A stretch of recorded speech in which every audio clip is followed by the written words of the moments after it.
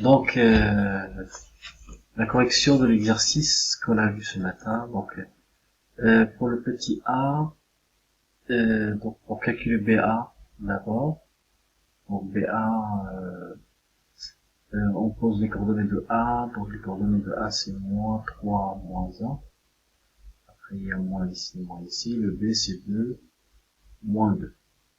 Donc ce qui fait que les coordonnées de BA, ça va être moins 3, moins 2, ça veut dire moins 5. Et moins 1 plus 2, ça fait 1. Voilà.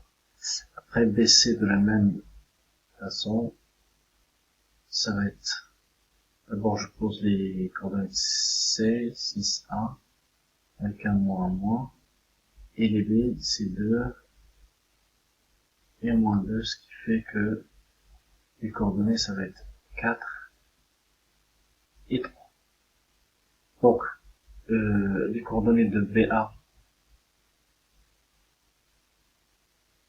donc,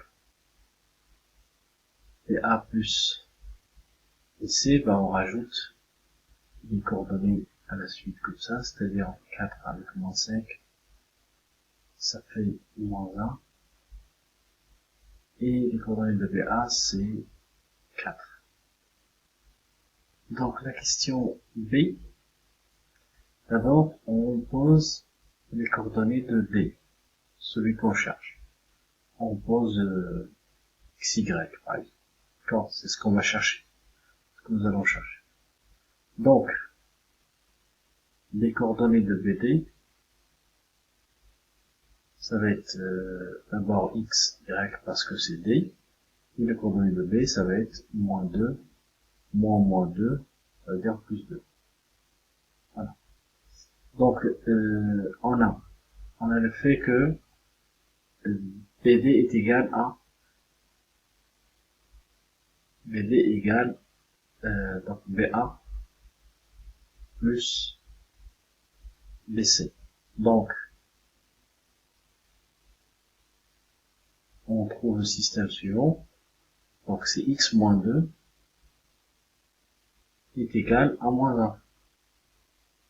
Puisque BD est égal à ça. Et Y plus 2 est égal à 4. Donc, petit calcul, résolution de l'équation. Si je passe 2 ici, donc X est égal à 2 moins 1, ça fait 1. Et Y est égal à 4 moins 2, ça fait 2. Donc, les coordonnées de D, ça va être 1 et 2. Voilà. Donc la question C, c'est la même chose. On pose les coordonnées de E, XE et YE, comme ça. Après, donc on calcule d'un côté BA. On a déjà calculé, mais bon, ça fait pas de mal si on le refait. Donc BA, donc les coordonnées de A, moins 3, moins 1. Et donc là, il y a moins. Et les coordonnées de B, c'est 2, moins 2. Ce qui fait que les coordonnées de A, ça fait moins 5. Et de moins 1, ça fait 1. Okay. De l'autre côté, AE, c'est le même principe. Alors les coordonnées de AE, donc là c'est XE, en abscisse, YE. Là je fais moins, et après pour A c'est moins 3. C'est plus 3. Moins 1, c'est plus 1.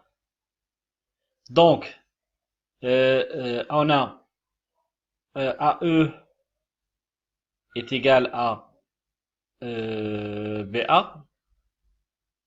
Ça c'est équivalent à dire que ça c'est égal à ça.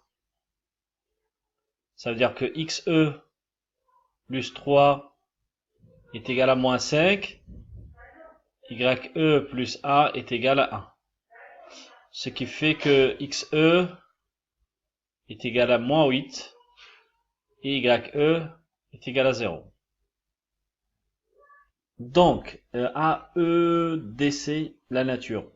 Donc, normalement, on va tenter de montrer que AE est égal à, par exemple, DC. AEDC. Ou bien AE, donc si je fais un dessin, ce sera plus simple peut-être.